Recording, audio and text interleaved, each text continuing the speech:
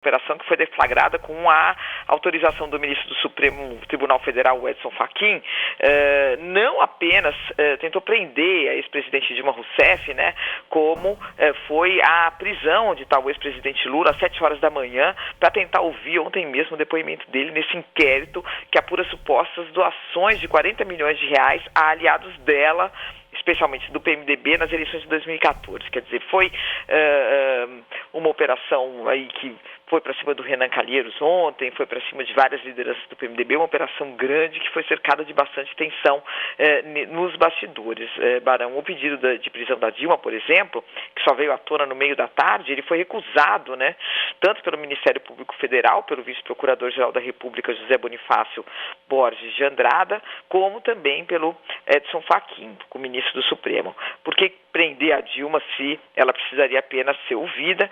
E algo que não foi publicado, não foi revelado, Barão, é isso. Quer dizer, a PF também foi à cela do Lula, na verdade a sala em que ele está preso, em Curitiba, e chegando lá, os advogados do ex-presidente foram acionados e consideraram a atitude como uma condução coercitiva, vamos dizer assim. A condução coercitiva é quando a pessoa é tirada à força de casa para depor.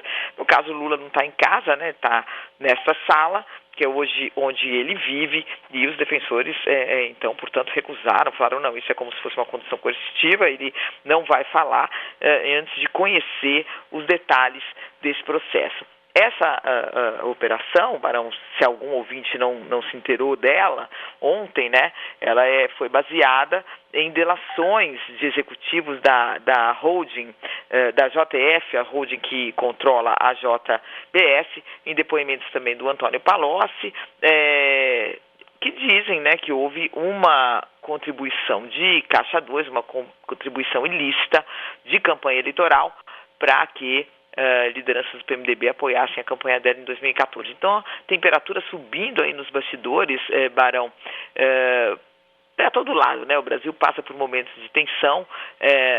Eu estava agora mesmo de manhã conversando com uma pessoa do governo do presidente Jair Bolsonaro, que disse que, apesar de toda a tensão, a semana tem sido ótima, né? Com o lançamento dessas medidas econômicas aí, do ministro Paulo Guedes, que propõe revolução em várias áreas, muitas mudanças que ainda vão precisar ser melhor destrinchadas, mas o fato é que sempre o Brasil, sob essa tensão dessas operações policiais, dessas investigações, dessas tomadas de depoimento, buscas e apreensões, a temperatura sempre dá uma subida nos bastidores, Barão.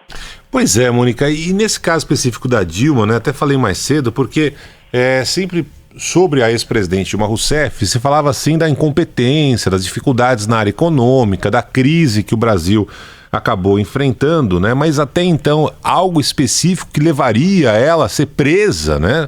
É algo que não estava passando nos radares. Então esse pedido da Polícia Federal, que foi rejeitado pelo ministro Fachin, dizendo que ali poderia atrapalhar as investigações e tudo mais, é algo, digamos, imagina só, mais uma ex-presidente sendo presa, né? Já temos ali o Lula preso e tudo mais. Ela diz que é um absurdo, né? Que não tem nada a ver com a história, que sempre se mostrou, né, apta para ir lá prestar esclarecimentos, que não teve nenhuma, que foi um escândalo e tudo mais. Mas de qualquer forma foi um pedido que só apareceu a informação ontem à noite, depois que a operação já tinha sido deflagrada pela Polícia Federal, né, Mônica?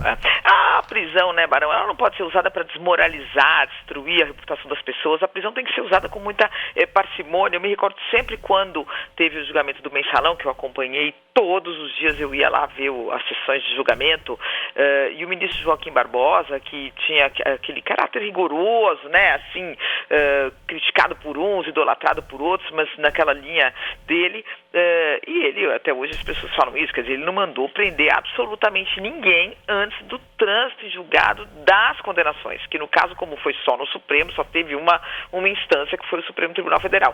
Mas ele só determinou a prisão depois que o último recurso e a última vírgula tinham sido julgados, porque ele não usou em momento algum o argumento, vão tentar destruir provas, vão tentar, não, tem Tem indício de que estão tentando destruir provas? Tem indício de que estão querendo fugir?